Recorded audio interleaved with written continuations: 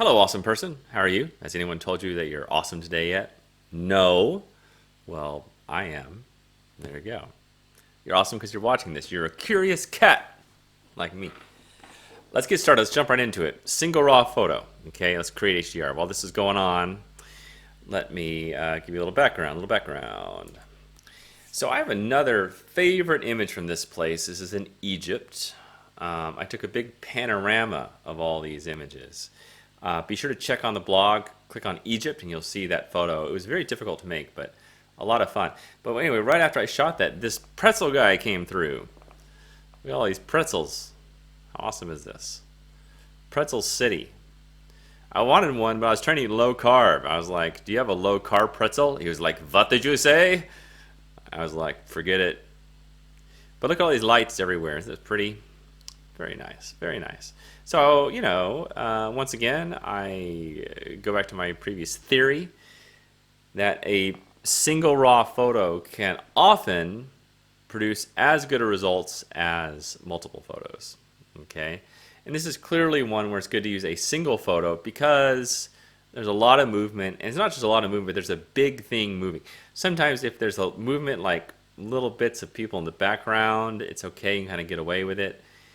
But if it's a big central object like this that's moving, you really can't. It's hard to. There's a lot of ghosting problems in that situation. You see? You see? So let's go over here to Aurora HDR. Now, I'm not going to take this one too over the top.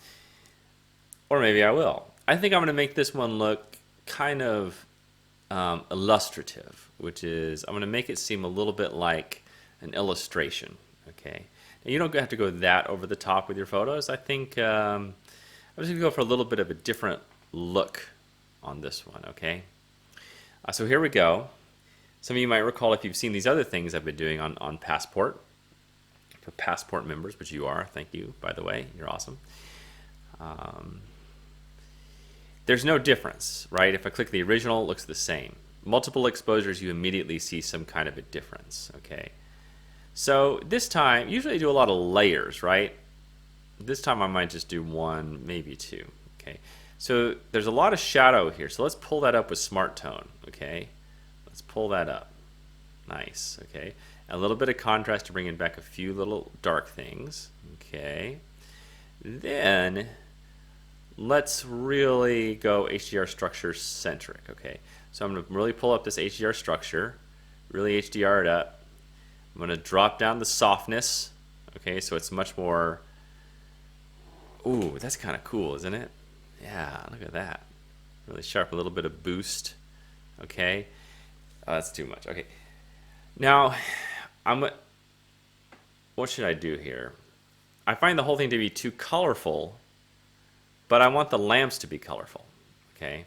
Because sometimes if you're going for this illustrative look, you don't want it to be too colorful. You want it to be a little bit almost more like pastel-y or like a pencil drawing, okay? But I still want the lights to be bright. So on this overall, I lied about not having many layers. I can foresee at least 2 more layers. Okay, let me just take, on this first one, let me just take this first one and just lower the saturation a little bit. See, if I lower the saturation a little bit, it still looks pretty cool, doesn't it? Color doesn't add a whole lot to it. I will do some zoom-ins here when I'm done, by the way. So we'll just drop that down just a little bit. A hair. Okay. So now for this one, I'm going to add adjustment layer. And here I do want a few of these lamps to glow. So I'll go down here to image radiance. Really increase this, increase the smart colorize and the brightness. And I'm going to pick my pen now, my brush, and I'll just brush through on a few of these lights that I want to be lit up. Just a little bit here and there. A little bit here and there, these hanging lanterns, maybe this thing. Yeah, and let's do it even more. Yeah, I think it looks pretty nice. Just a few little splashes, inconsistent. If you want to see where I drew, just drew around here, a little bit like that. Maybe pop one right there. Yeah, maybe all back in there, make it kind of glowy in the background. Yeah, good, good, good. Okay, then, now I'm going to add a layer, which is a desaturation layer. Okay, so I'm going to drop down the colors quite a bit, yeah, like that. Okay, and then now I will start brushing in that area. Okay, everywhere where I feel like it's too golden, too colorful where it's taking away from the lamps. Like his blue shirt's coming off a little hot, so I'm going to lower that. We're getting some blue colors up here. Basically, I'm just going around and getting rid of the colors that I don't like or that kind of distract from the theme of it. Okay, so what did I do there? You can see my mask. It's still chugging away here. All the red area will be my mask. There we go. So that's the desaturation layer, and I like it. So let's look at it before and after. Let's take it a little stronger even, okay? I'm going to go back here to the original image, and I'm going to increase the HDR structure even more. Add a little bit of detail in. There we go. There we go. Look at that. I like it. Nice. Okay, so let's go ahead and export this thing to processing, and then we'll go ahead and zoom in, to 100%, and we'll just see what it looks like close up because I think it's going to be good. I think it is going to be very good. By the way, while that's going on, it's just a random anecdote. So I'm about to fly to San Francisco for some meetings with Google and Facebook. I'm going to go to Austin to see a patron. If you're watching the other videos, we have a 3-part series on this patron I've been working with to do some commissioned work. And you can see the results of that. Turned out pretty good. And then I'm also going to LA to meet with some people, and apparently I'm having dinner with Christina Aguilera at her house. And so I thought it'd be fun to make her a little plotograph. Let me see, where is it? I'll show it to you. I just finished it. Which one is it? Computer going slow. Macintosh.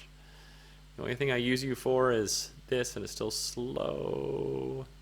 Christina. Let's see, which one do I want to show you? Yeah, this one. That kind of cool.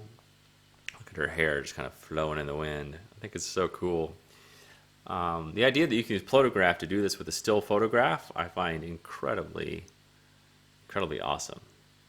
Anyway, I hope she likes it. Okay, boom. Where am I? What's going on? I feel like Admiral Stockdale. Who am I? Why am I here? All right. Okay, we're going here. Okay, we'll finish this one. I can delete it. And then go over to processing. And where is it? I must have... Wait, didn't I just export it? Oh, here it is. Okay. Here it is. And so let's just zoom in and move around. Yeah, look at the details on that. Really, really nice. Looks really sharp. Really sharp. When you zoom in like this, you're like, oh, it's not that HDR-y.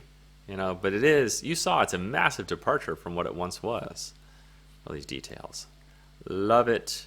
And you see how some of these lamps back here are a little bit glowy? They have a little bit of a fairy tale glow on it. Love it. Love it. What a cool result. Happy with that. Cool. All right, you guys. Thank you for watching. You're incredible. Stay awesome, and I will see you next time. Bye.